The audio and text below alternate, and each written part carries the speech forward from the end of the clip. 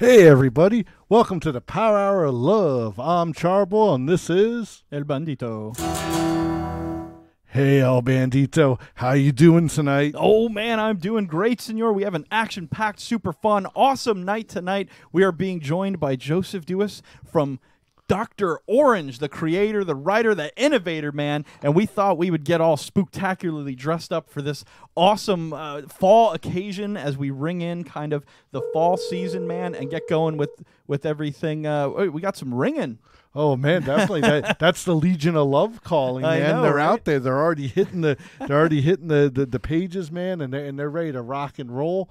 Man, I'm just telling you, man. We've been having a blast. This last month during the Creators Month. Why don't you tell everyone a little bit about it, El Bandito? Yeah, let's run through kind of a little bit what's been going down this month as we've celebrated kind of the indie creators throughout the web, man, that you guys know, you guys love, man, and they've been so supportive and had so much fun joining us and hitting us up, man. And we got so many requests to be on here that we decided to do the entire month of August just talking to these amazing creators. So we'll recap real quick for everybody, right?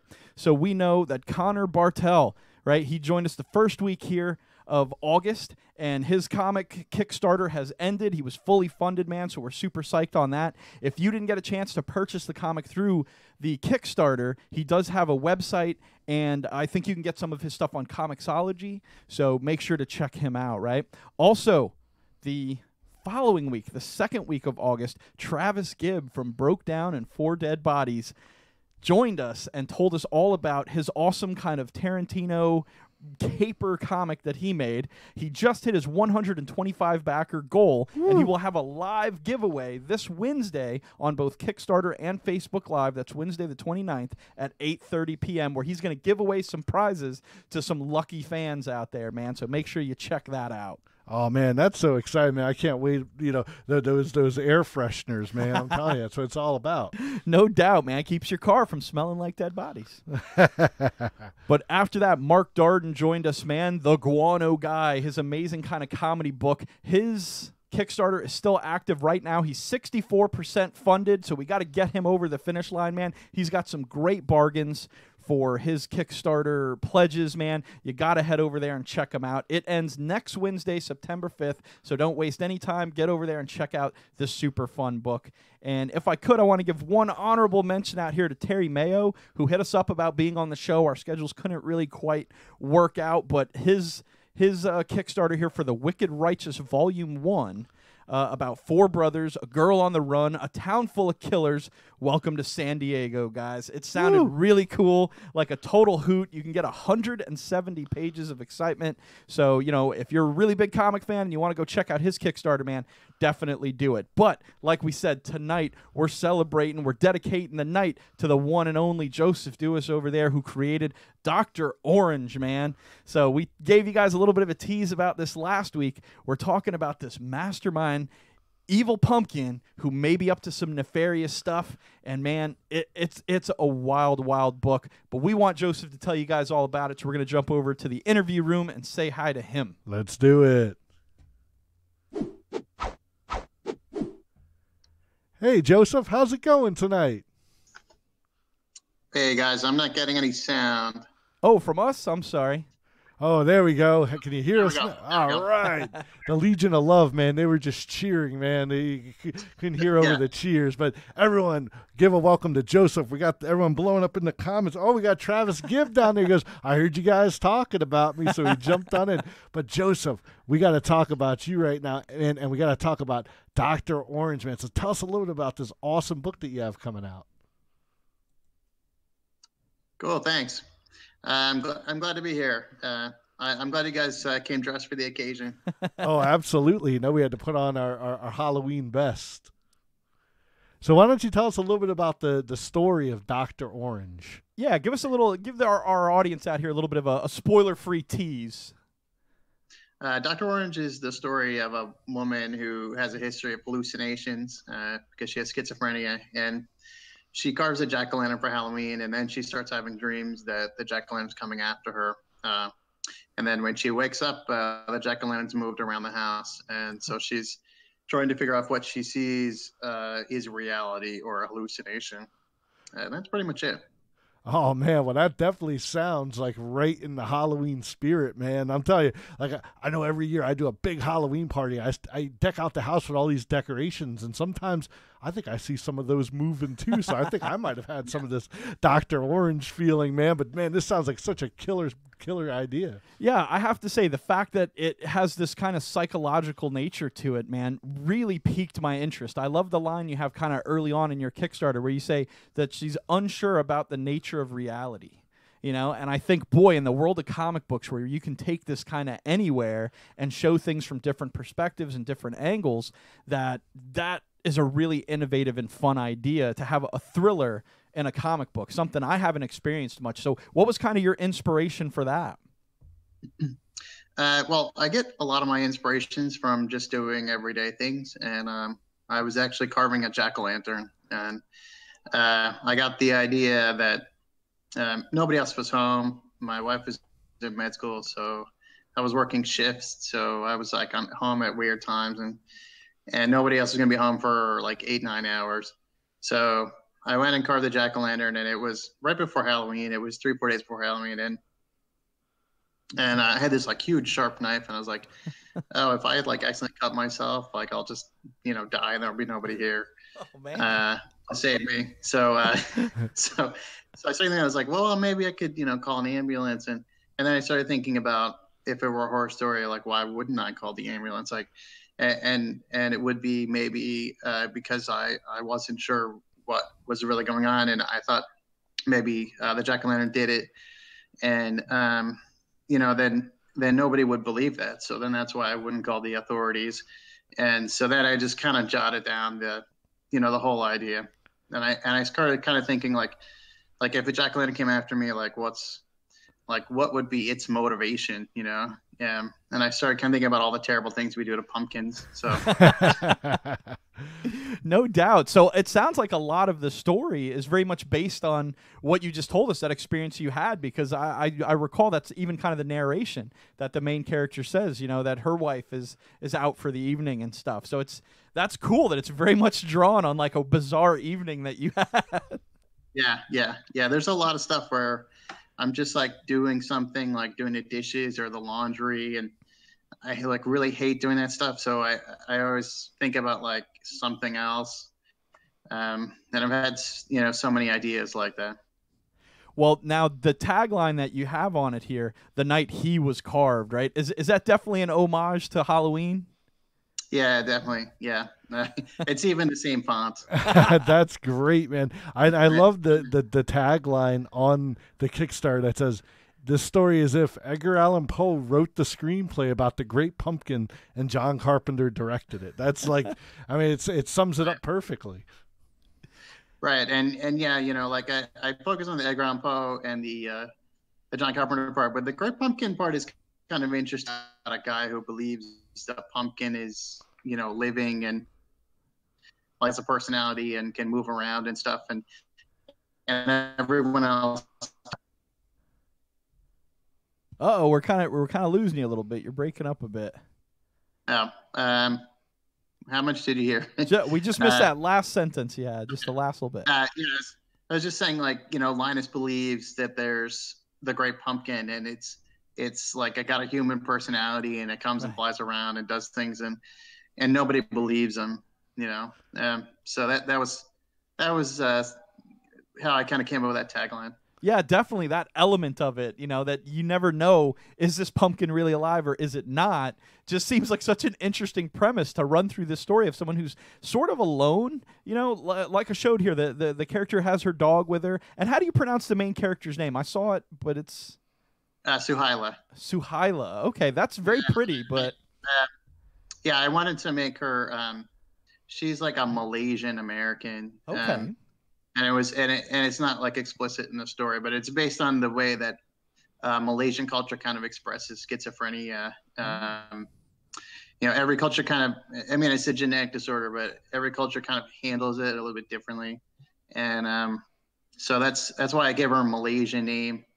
I think it means level or even. So it's obviously like an ironic name. Yeah. That's awesome. Now, from reading the notes on the Kickstarter, it sounds like this story's been it's been in your mind for quite a few years now, huh? Like, what did you say? Around 2010 or so, you first kind of envisioned this? Yeah, 2011. Yeah, and I lost the story. And I kind of rewrote it entirely last year. I remembered like all the main stuff, but I added some stuff and I changed some things around, and I think it's actually a better story. Now it kind of focuses more on the fact that she has a history of hallucinations, which it wasn't on the original story. But I think that really makes the narrator a lot more unreliable.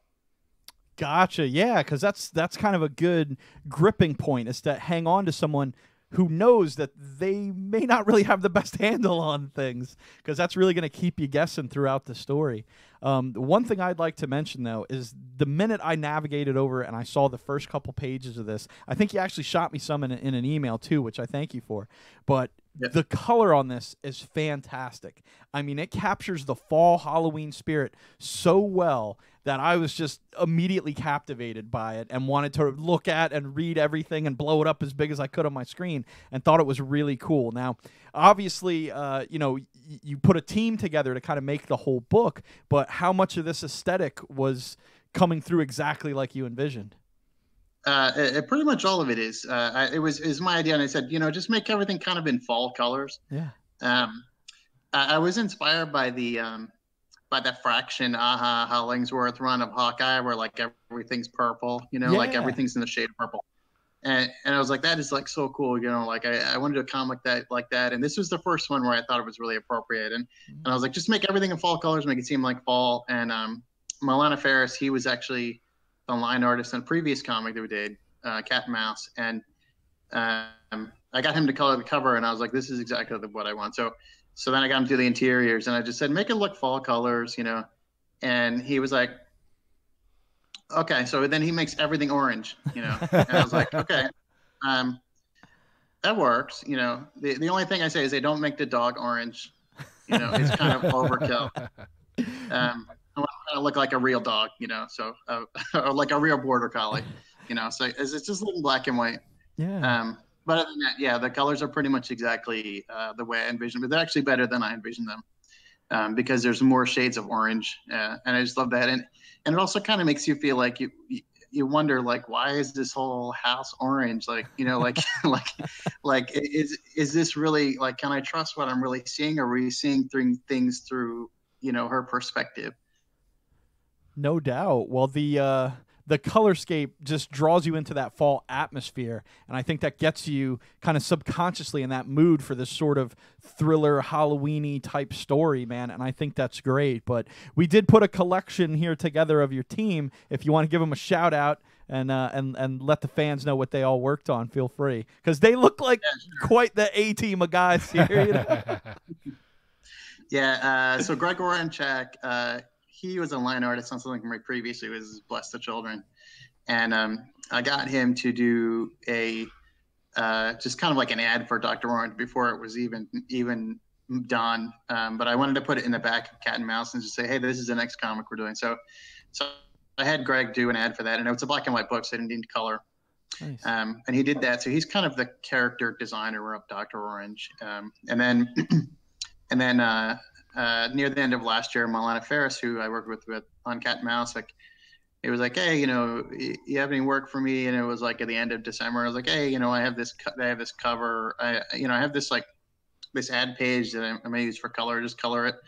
He colored it, and I was like, wow, because the previous book he did was black and white. So I was like, wow, you could actually like color too, So I said, you should do the whole book. So I had him do the whole all the interiors, and then the last person I found was Raul or JR, and I just saw like an ad he posted on Facebook and was like, he's looking for interior line work, and I looked at all his stuff and I was like, this is exactly what we want in this book. So I got him on the interiors, and I got Milana to color it, and then I lettered it, and of course Greg did our cover.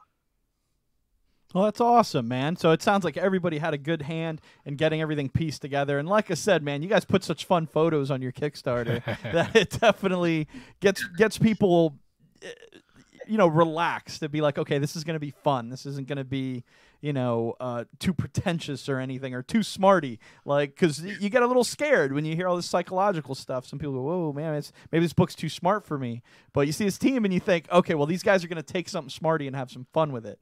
So I think that was a good move. Yeah, it was entirely their fault. I was like, just give me like a headshot, and they all came up with the stuff. So it's like, all right, whatever. just put it in there. I don't care. I know. Well, like I said, we do our show prep here, and I was looking at it, and I was like, okay, so they got a pothead, a hipster, and a wizard making their comic. Yeah. Like, I want a copy of this. Yeah, awesome. Literally a pothead there. Yeah. But all right, next up here, I gotta just run through something really quick that, like, oh my gosh, made me super want this comic, right? So it's a couple of quick slides I threw up here because this blew me away just looking at some of the preview art. You had 4 panels in succession here of Suhaila, okay, carving the pumpkin. And what's really cool is here she is, she's digging into it. Here she is with Rusty, the border collie you mentioned. Here she is, just continuing to work with it. And then she's like, okay, what do you think? It's all finished up. But then, bam, you look at the next page, and you have the same panels, but from the perspective of Dr. Orange, where he's like, now it looks totally vicious, like she's ripping his brains out. He's screaming, but they're all from the same angle, and here's throwing his head to the ground. And please stop. And there's that giant knife you were talking about where she's hacking away at it. And oh, my God, how do you stop it? So Dr. Orange crying out here. And it's just like, man, like what a cool succession of panels. Like, what a great idea. Like I was saying, to be able to capture both what is reality and what's sort of her altered reality. And we get to see both sides of it and have to try to determine for ourselves what we think is real and what isn't real. That is so cool, man. So how did that whole idea kind of come into being? Well, I've been studying sort of horror techniques and horror tropes like for a while, trying to figure out like what it is that works. And, one thing that I was kind of, especially like in horror movies, if you see something that something that's repetitious and like the first time it's like, oh, it's normal. And the second time it's like, oh, that's a little bit weird, but it's not threatening. And then the third time it's like, yeah, this is like really bad, and I tried doing it in some of the previous comics too, but yeah, so I really wanted to get it to where you would have the exact same perspectives on each page. So I kind of left that up to Raul and was like, just make sure these pages are basically like a mirror image of each other, except for the differences. And he did really well with that, because I try not to micromanage the artist too much, to say like, like, you probably know how to do this better than I do, so just make sure that it repeats, and there's other things that repeat in the comic too. Repetition, I think, is pretty helpful in fiction in general. Mm-hmm. But in horror, like you take something that's really, really normal, and then you repeat it a couple times and put it in different situations where it seems kind of threatening. And then that's, that I think that works pretty well. And then we have some repeated dialogue and things like that too.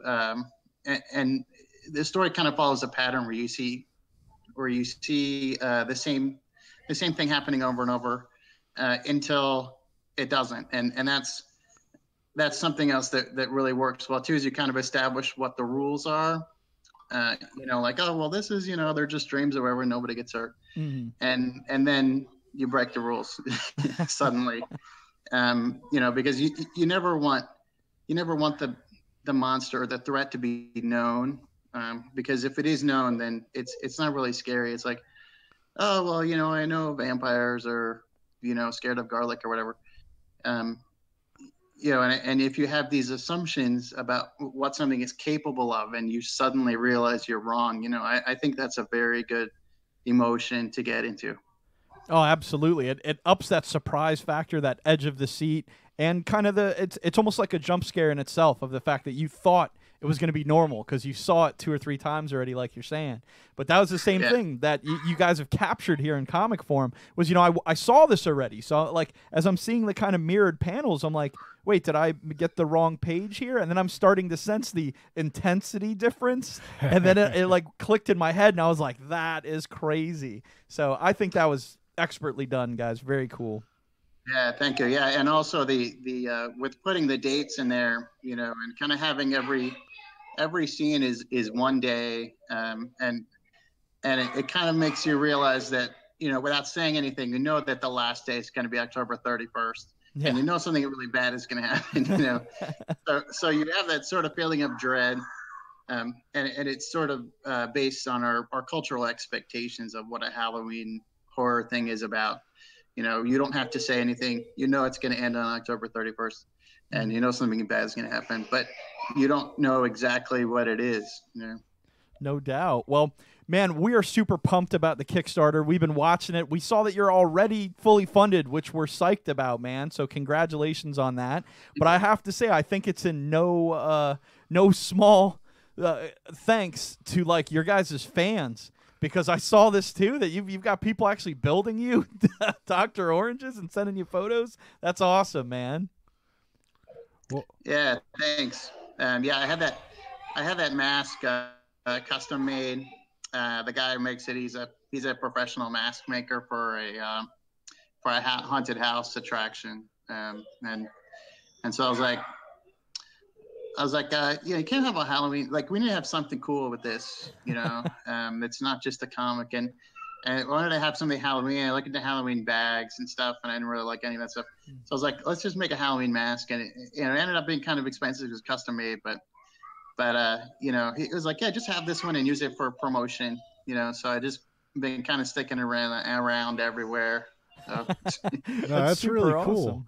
And I know we're going to kind of run through some of the pledge, you know, that people can kind of throw down. Yeah. We won't go through every single one of them, but we'll definitely hit some of the ones we thought were really wild and fun. Absolutely. I just threw it in the comments, too, a link right over to the Kickstarter so people can check it out with us. Absolutely. But go ahead, Senor Bull. You want to hit it? Oh, yeah. Let's do it. All right. So first up, now for just $2, folks can get a digital copy of Dr. Orange. Now that's awesome. That's a deal. That is a killer deal right there. But we know, just like all Bandito and I, we like to hold it in our hands when we read it. So if you want to get yourself a print copy, you're gonna have to throw down $11, which is still awesome. Yeah. You know, for this great. How many pages is the comic, Joseph? What's that? How many pages is the comic? Hold on, there's some noise over here. Oh, no problem. Uh-oh. See, now I feel like something spooky's going to happen to Joseph. Yeah. I'm scared for him now. Anyway, what was the question? How many pages is the comic? It's 22 pages. There you go. And then, you know, the print copy is 24, because we'll have like an end page and an acknowledgments page. Very Absolutely. cool. So, yeah, it's a full-size comic for $11. You can't beat that. Now, for a $25 pledge, you get a copy of Doctor Orange, Cat and Mouse, and Nerd Nation? Or are those prints? Those are print copies of each one? Yeah. Wow, there you go. That's awesome. Three comics. Yeah, that's great. Now, for $44, you get the print and the digital, plus an 11x17 print. So, I mean, you could have Dr. Orange sitting right up there on your wall. And, you know, we got to talk about this one, the Dr. Orange theme song. Now that sounds pretty wild. Yeah, it's you know, no lyrics or anything. It's a synthesizer theme. There was a composer that I was like, hey, you know, I don't know what I should do for this. I need something digital, and he's like, I'll just compose you something. I was like, okay, you know. That's awesome. Very much in the same vein as, like you said, Halloween. Yeah. I was like, yeah, you know, maybe we should have sheet music too. And he was like, no, I can't read sheet music. So I said, okay. I composed the whole thing by ear, you know, which is pretty amazing. Yeah, that's awesome, man. Well, hey, it's a digital age. So. You know it, man. El Bandito, you got to tell the Legion of Love about the next one. I know you're a big fan of these type of rewards. Oh, yeah. So for $57, you get the Dr. Orange print, the theme song, and you can be drawn in the comic as a psychiatric patient. Yes. Yeah, that's actually the digital. It's a typo. It's actually the digital copy. Okay. Plus the theme song and being drawn in. Yeah. So we have both drawing levels. You can be drawn in as a psychiatric patient.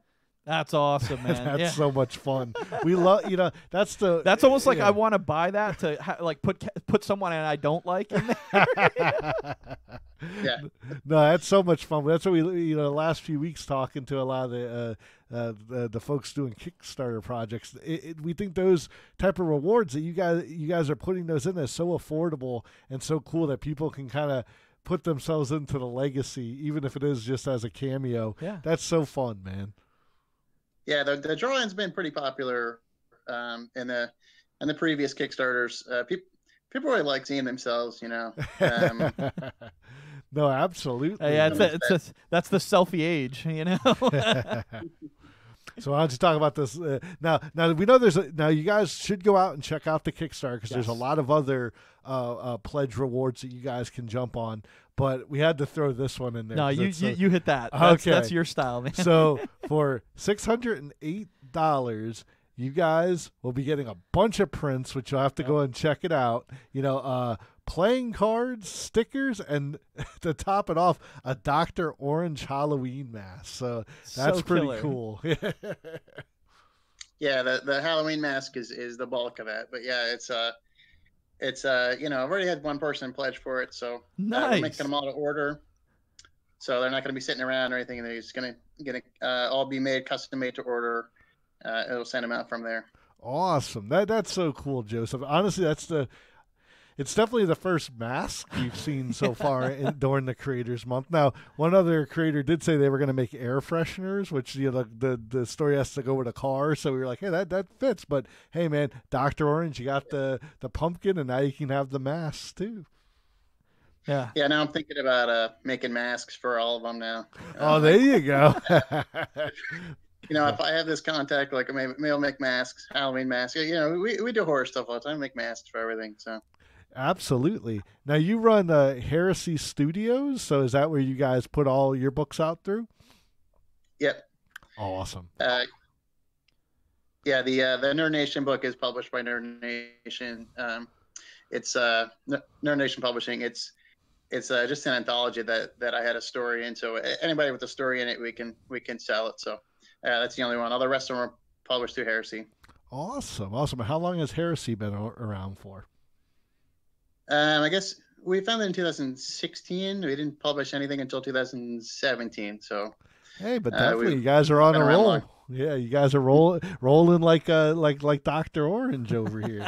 Yeah. Well, I think El Bandito and I were going to jump into some news real quick. Joseph, I wanted to ask him about the stretch goals real quick. Oh, absolutely. Let's hear it. Oh, we found out you just made it over the 2250 8-page backup story. Right, so that was our pledge that put it over. Woo! We're glad we could contribute. So, can you tell us a little bit about the backup story now that it's unlocked, or? Yeah, so it's an 8-page backup story. I think we're eventually going to get it into Nerd Nation Presents number 3, but that hasn't come out yet. So this will be the first time it's published. It's a story called Mary Revised, and it's maybe the most inside thing I've ever done. I'm not sure if everyone's gonna like it, but we'll see. Everybody's gonna get it, right? Yeah. We'll see. At least it's gonna be part of another story, so you'll be like, "Oh, this is a great story. Oh, this one sucks," So maybe you'll like most of the comic at least. But it's a story about a teenage girl and her best friend dies, who's another teenage girl. And she's kind of at the grave, and she's thinking like, this is what everybody said your life was like, and she's like this junkie. She sleeps with everybody. She commits suicide, and then she's like, oh no, this is what it was really like, and then she tells this other story about her being like this heroic character who has perfect grades and fights like an evil sorcerer. Wow. So the story's kind of a story about storytelling. It's kind of an existential story. Like a lot of these comics I've been doing lately, like Doctor Orange is probably the epitome of that. But it's all about the nature of storytelling and the nature of reality, and when you start telling a story, like what happens afterward, and then after somebody dies, like what's really important about their life.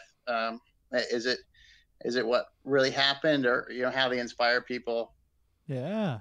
Man, that's awesome. That was more than I bargained for. I thought you were gonna be like 8 more pages of Dr. Orange or something. That sounds freaking awesome. Yeah. I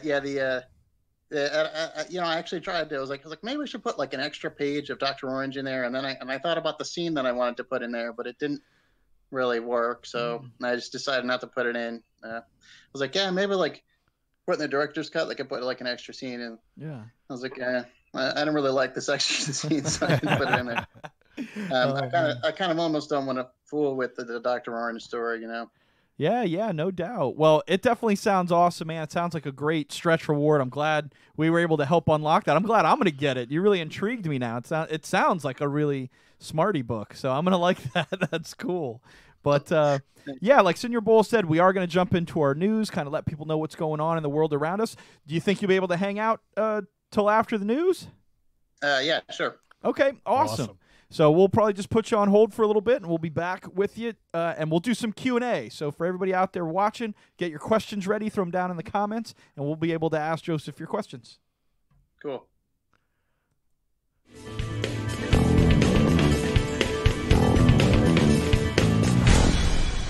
PoDunk News.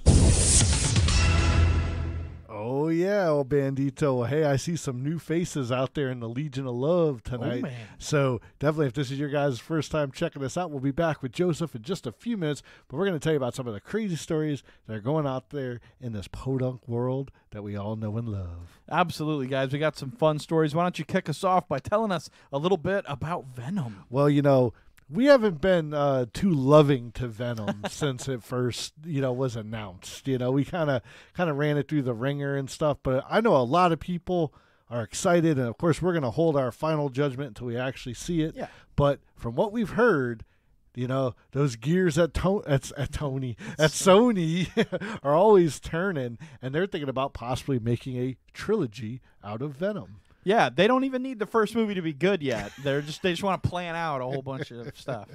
So you know how they love to do that? They plan out a bunch of movies and then they cancel it. And they don't do any of them because the first one wasn't good. So, but whatever, they like doing that. So what's their plans that they've announced so far? Well, recently it was announced that Woody Harrelson will be playing a character in an upcoming sequel. So they're already planning on the sequel, and there's the big I shouldn't say the reveal. Yeah. Everyone's kind of speculation. Yeah, everyone's feeling that Woody Harrelson will take on the role of serial killer Cletus Cassidy, who eventually becomes Carnage. So who knows? He might actually even be in the first movie, like maybe a cameo or something, but then the Carnage thing comes later. Now, one thing I think is really cool about this story is that this casting goes way back to like the 90s, like Wizard magazine. Yeah. I think one time they had like a toss up between Woody Harrelson, Crispin Glover, and Jim Carrey to play the role of Cletus Cassidy. Because of course, I forget what they used to call that, but they used to have like dream casting little articles in there, and I remember that very vividly, because obviously his work in Natural Born Killers was pretty wild, and that seems like, hey, that's where the connection would be between him and a Carnage character, Cletus Cassidy being a serial killer. So absolutely, man. And like you said, I think so far out of those Wizard picks, I think Patrick Stewart was the one that they always nailed that he eventually got the role. There might be one or two others as well. Yeah. But no, Woody Harrelson was definitely in the running for, like you said, because of his 1994 Natural Born Killer role as Mickey Knox. Really? That's a savage flick, man. I went and watched. I've never seen it. Oh man, we'll have to sit down and watch it sometime. Do we? Do we have to? Yes. Well, the screenplay was written by Quentin Tarantino, but it was directed by Oliver Stone. he say he hated what they did with the movie? Yeah, he didn't like the changes, but it's still a pretty wild one. But anyhow, moving on from Carnage and Cletus Kasady and Venom, we got some other wild stuff. We to tell do, you guys. man. I got some news from the Marvel Infinity Warps, man. This is where they've been combining characters in the comics here, and I kind of teased in the news, man. I hope it didn't hurt no one's feelings that Captain America would be getting a new shield, but not in the films. We're talking about in the comics and in this specialty kind of alternate reality thing here, where they have a series of characters that they've teamed up together. Here they have what they call Soldier Supreme. It's Captain America combined with Doctor Strange. They've also got Iron Hammer, who's a mix of Iron Man and Thor, Green Widow, which is She-Hulk and the Black Widow, Mr. Invisible, which is Reed and Sue, Reed Richards and Sue Storm put together. And then my favorite... I think that actually already happened in the comics. Well, yeah, they call it Franklin. But my personal favorite here is Weapon Hex. That's X-23 and Scarlet Witch. I was like, oh, that's a good name. I kind of feel like someone came up with that and then made the rest up to kind of go along with it. But anyways, after some blatant like marketing tie-ins with this very Wakanda-looking shield that he's been conjuring, artist Adam Kubert announced on his Instagram that there will be a new Cap shield that's more similar to the original iconic shield. So it is something here that he conjures up in an astral sort of form. So kind of pretty cool looking. But this is definitely a look back at maybe a World War II style Steve or something. I'm not sure where that story goes, but pretty cool looking mashup shield there. You know what this makes me think of? Remember back in the 90s where they did like the anagram comics where they mixed like the DC and the Marvel characters? Yeah, that was amalgam. Amalgam? Yeah. One of those, but yes, they those were fun. I don't know how long they're going to kind of roll with this, but I mean, it's kind of like a neat little what if or something. Yeah, totally. I could see there being some value to some of these stories being pretty fun. So we'll see what happens. I thought it was a cool idea for the Shield, so figured I'd throw that one in the old news there. But we can't seem to have a news segment anymore without talking about Fallout 76. So right around the corner. We're going to talk about Fallout 76, all right? Specifically, the Power Armor Edition, the T-51 helmet that has a working voice modulator and headlamp is sold out. That's right, it's completely sold out everywhere. Amazon, Toys R Us, wherever you thought you were going to get it, it is gone. Pete Hines from Bethesda's sales department, marketing and sales, he said, we made as many as possible and made all of them available. There's no way that we can make any more. And he went on to say he was sorry if anyone didn't get them. But, it's just a limited time thing. So, bam. There you go. So if you're one of the lucky people, I'm sure we'll see you on eBay selling it for $1,000. Hey, I thought it was neat, but definitely I was kind of like, I'll just play the game. I thought there'd be plenty. I was going to get one, but oh well. But if you feel bad about missing out on the Power Armor Edition of Fallout 76, you can still check out Nuka Dark, which is a Nuka Dark rum that the Silver Screen Bottling Company is actually distributing. It's going to be a real rum. It's going to ship out November 14th of this year, so it's shipping right with the game and stuff. Yeah. So it should be pretty cool. It's an actual rum you can get. And I have to say, I read the description. It was so long I actually put it on a sheet of paper, but I'll read through it quick. I know we got Joseph holding out there. Nuka Dark is the most thirst-quenching way to unwind. Nuka Dark is an alcoholic version of Nuka-Cola, boasting a 35% alcoholic content per volume. This drink temporarily increases one's strength and endurance by 1, but decreases perception by 1 as well. Chilling a bottle of Nuka Dark with Buddy yields ice-cold Nuka Dark, but there is no added benefit in doing so. That's like on the actual liquor store website. That's what they have, that it increases your strength and endurance. That's so cool, man. So 70 proof for that one there, and it looks like it's going to be a ton of fun. You know it, man. We're going to have to get ourselves a bottle and try it right here on the Power Hour. Yeah, throw us some love down there in the comments if you want to see us get a bottle and try it live on air. Throw us, some angry faces if you wish you could be here. All right, next up, though, we're talking about local love, man. We want to give you guys a little insight into something going on right here in Florida that you may want to head out and check out. Oh, man, I hope you guys are ready because metal's coming back to Melbourne. Oh, yeah, Friday, this upcoming Friday, August 31st, live at Vinyl Request Records in Melbourne, Florida. We have Scab. Nation of Decay, and Grim Ghost. All of Florida's metal favorites coming out to rock the walls off. Well, hopefully not too hard, because I'm sure they got some nice vinyl and stuff on there. But, rock just hard enough where everyone can have a great time. Entries $5 at the door. Doors open at 8 p.m. The music kicks off at 9, and this is really cool because it's all ages. So even if you got some little metal heads with you, bring them on down and have some good times.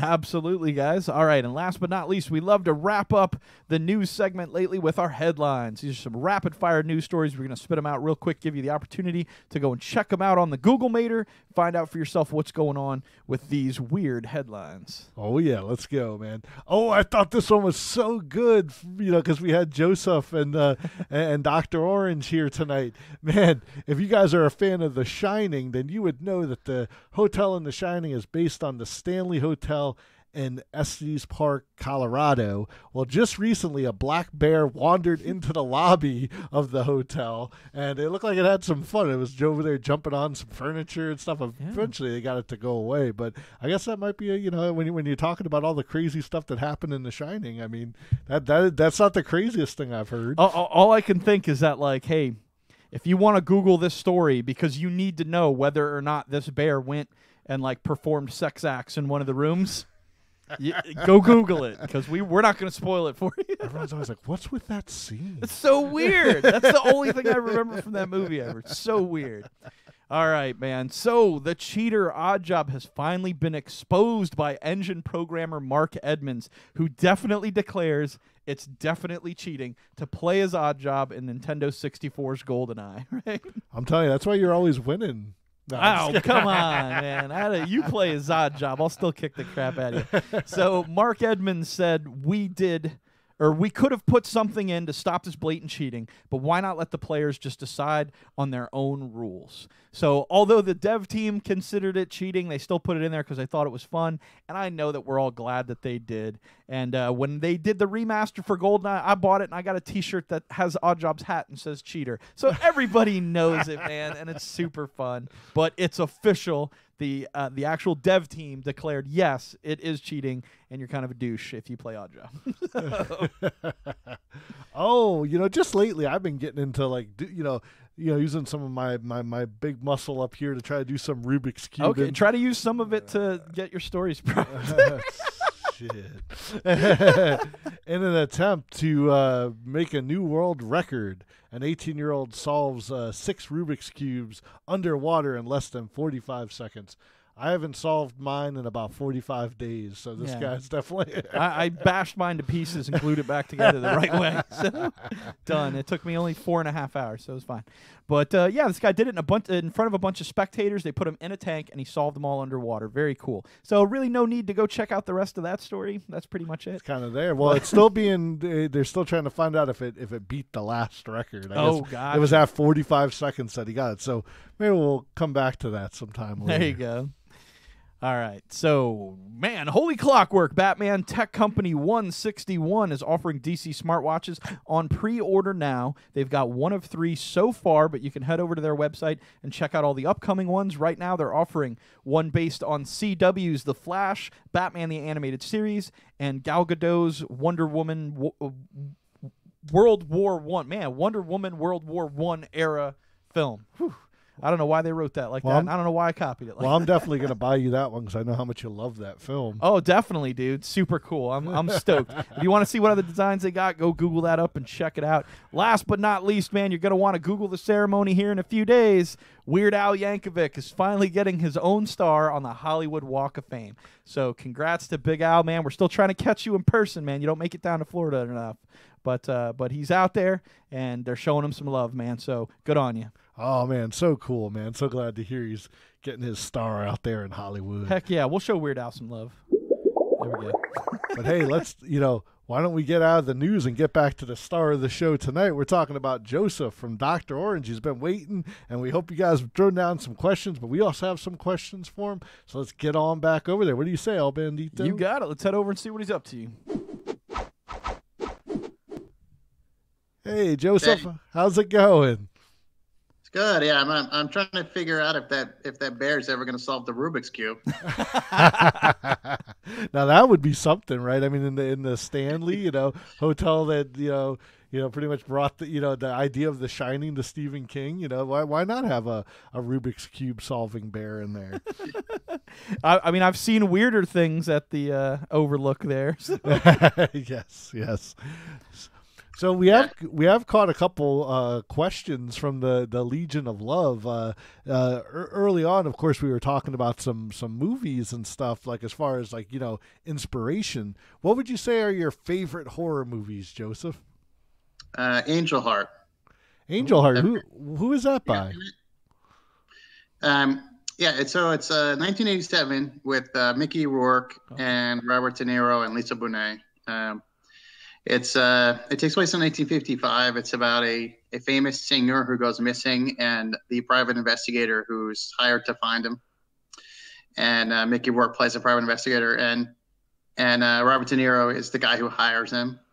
And then the trail ends up going to New Orleans, and he gets involved with some voodoo practitioners, and Lisa Bonet is one of them, and I can't say too much about it without giving it away, but it's got like a really, really great twist ending. Robert De Niro is just like really, really creepy in it. Like he has like maybe 2 or 3 scenes, and there's one scene where he eats an egg, and it sounds like really, really normal, but it's really creepy. Wow, that's definitely going to go on my watch list. Yeah, man. We're going to have to check that out. Put that on your Halloween party watch, man. There we go. Yeah. Awesome. I'm sure everyone's going to love that at the end of like partying up all night to watch Robert De Niro eat an egg. I think it sounds cool, though. Absolutely. We're going to do it. Now, you did mention, or at least I know when we were off before the show started, you had mentioned that you're a bit of a gamer. Do you have a favorite video game? I think pretty much most of the Silent Hill games. I really like. It's probably not too much of a surprise, but even Downpour, which most people didn't like, I thought was really good. But yeah, I like the Silent Hill games. Probably my best series. I definitely like the Batman Arkham games. Those are cool. I think anything that's got a good story, I like. I'm not really like an online gamer, but I'll play anything that's that's single player and it seems interesting. Now, I got to say, man, I remember playing that first Silent Hill game when it first came out, and I had no idea what it was. I hadn't seen a preview. And, man, just as you're playing it, and, like, these, like, little demon babies start coming after you in that, like, first scene, I was like, whoa, man, this is some creepy stuff. And then finally I found this pickaxe, and I'm like, yes, now I can actually do some damage around. So it definitely very classic. And, of course, I'd have to say my favorite in that series was Part 2. I thought that was just phenomenal. Yeah, Silent Hill 2 is really good. I think that might be my favorite, too. It's just like at the end, you just kind of like really feel for the guy. Oh, absolutely. Now, what did you think of The Room? Silent Hill Part 4. I know that one kind of seems to be a big divide amongst fans. I don't think I played that one yet. I'm trying to catch up on all of them. But yeah, I played 2 and 3, Downpour, and then Homecoming. Yeah, I don't think I ever got to The Room because I don't have a PlayStation, so I was like playing all the old Xbox versions, and I don't think they made it for Xbox. So well, that one's kind of weird because it kind of blends like first person and the traditional third person view.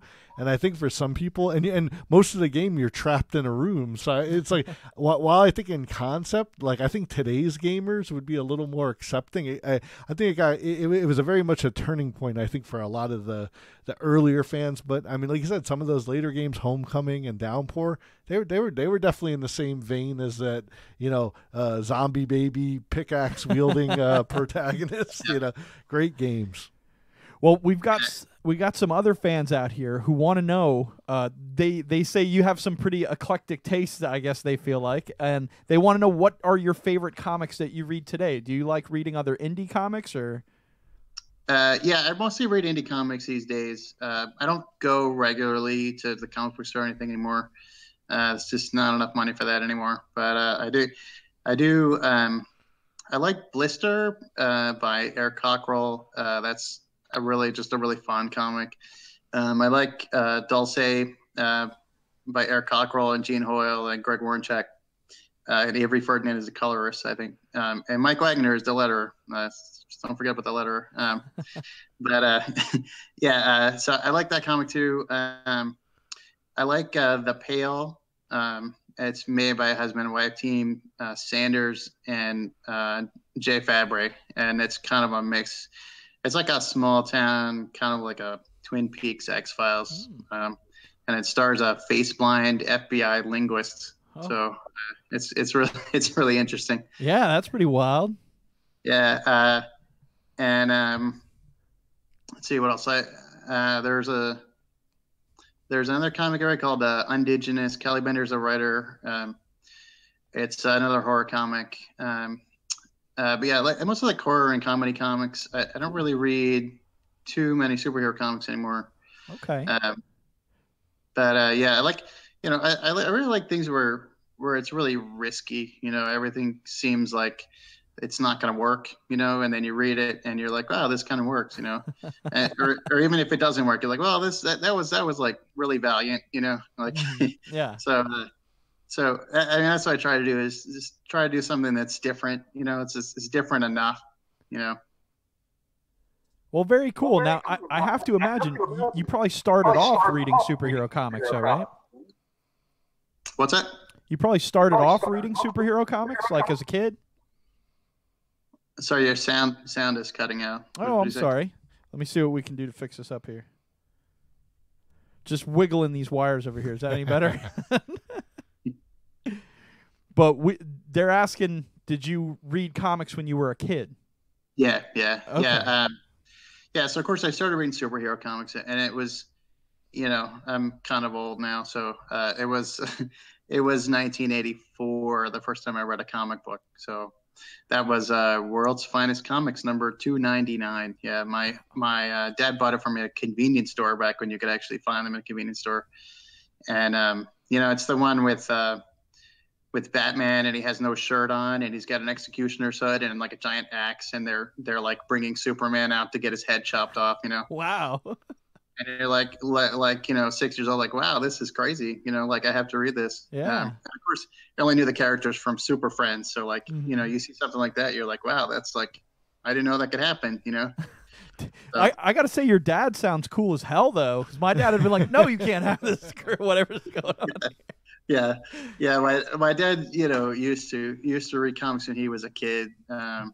So it was in the 50s and early 60s. Yeah. Oh, so I'm sure he was familiar with that kind of shenanigans where they put something on the cover that's not really going on in the book. Yeah. Yeah. Well, it actually does happen, but there's like an explanation behind it, So. Gotcha. Yeah. Always something, man. Well, that's cool. So it's this. Like, what was so significant that you remember that specific book? I mean, if someone asked me what the first comic I read, I'd have no idea. But do you still have that? I mean, why is that so vivid in your mind? I don't have it anymore. I did buy it again because I lost it. But yeah, I bought it again. I think it sticks out of my mind because I didn't start reading comics then. I just sort of read one, and I was like, wow, this is cool. And then I bought some more action figures, and then it was maybe about 5 years, and then the Batman movie came out, and then I went and was like, oh, like maybe I should read comics again, and I started reading the Batman movie adaptation, and then I went, I had like this really bad asthma attack, and I went into a hospital for like a couple of weeks, and while I was there, my parents like bought me like detective comics and stuff, and I was like, wow, this is cool, like there's like all these stories out there. And I just kind of started from there. Like I was a Batman fan for a little bit, and then I kind of branched out. One of my favorite comics from that period was the Justice League franchise. You had Justice League International, Justice League America, Justice League Europe, Justice League Quarterly. And the way they wrote them, then everybody had a personality. Like it was kind of funny. It wasn't always like the big name characters, so that is what got me into comics. And of course, Keith Giffen, one of the other early comics that I read kind of in between that one and the Batman movie was an Action Comics, and it was like the second appearance of Ambush Bug. And like you read the comic and you're like, I thought this was like a Superman comic, and like Superman's like barely in it, and like Jimmy Olsen the Blob, and you're supposed to be like, oh yeah, I remember Jimmy Olsen's comic in the 70s when stupid things happened to him, like when he became a blob, and it was like all a reference to that. But I was like, I was like 8 years old, and I was like, I don't understand this comic at all, but I was really intrigued by Ambush Bug, and I thought that was really cool. So I think when it came to the Justice League stuff, I was like, oh, I got to read like more Giffen stuff, and so I became like a really big fan of Keith Giffen, and was reading like everything he did. So that and Keith Giffen's always doing something at DC, so it kind of took me through, through high school, but yeah, then there was the crash. But yeah, then there's a crash, and I kind of stopped while I was in college, and then I kind of came back to it later. But yeah, it's everybody. I guess everybody kind of starts with superhero comics. Yeah. And then I read some stuff like some horror comics, like the old EC comics. Oh, so good. Yeah, and some Vertigo stuff. One of my favorite horror comics from Vertigo was Coffin Hill. I don't know if you guys read that one. Oh, I haven't. Yeah, it's kind of an odd story. It's like a 15-year-old goth girl, and she accidentally summons the spirit of her like evil witch ancestor into the woods, like behind her mansion. Yeah. And then she kind of leaves town and becomes a cop in Boston, and then she moves back like 15 years later, and then like everything's really like insane in the town because like of that one thing that she did. So it's kind of like up to her to stop the spirit of her 17th century ancestor from destroying everybody she loves. So it's Caitlin Kittredge wrote it, and Inaki Miranda did the art for it. So Man, well, yeah, that sounds like that's going to lead you down the path like you're at, because that sounds like a wild book, man. Super cool premise, though. Now, when would you say, Joseph, that you first said, you know what, I want to write my own comic? Like, I mean, I know you said that you had written the Doctor Orange premise, back in 2011. At that point, were you like, I want this to be a comic, or was it more something just over time after you did your other projects? Yeah. So I did a lot of prose story writing for a while, like short story writing. That was one of them.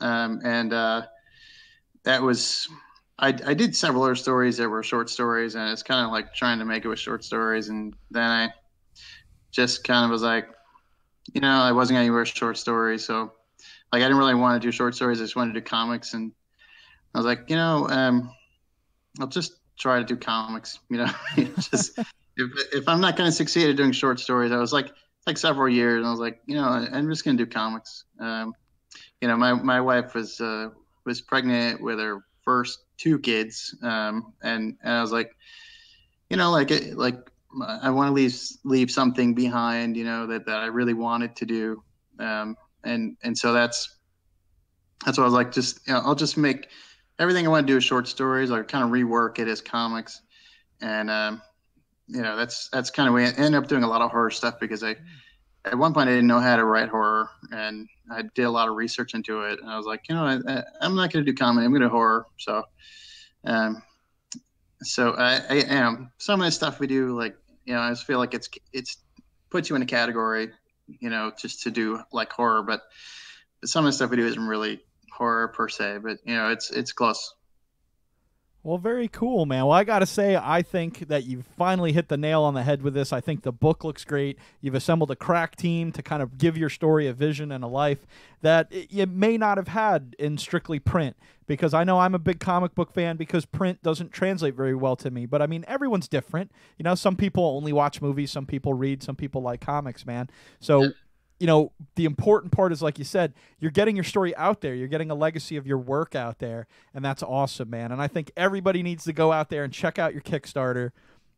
You've got some really affordable rates, some pledges on there that you can get a copy of this book, that you can read it, that you can check it out. Man, it's super fun.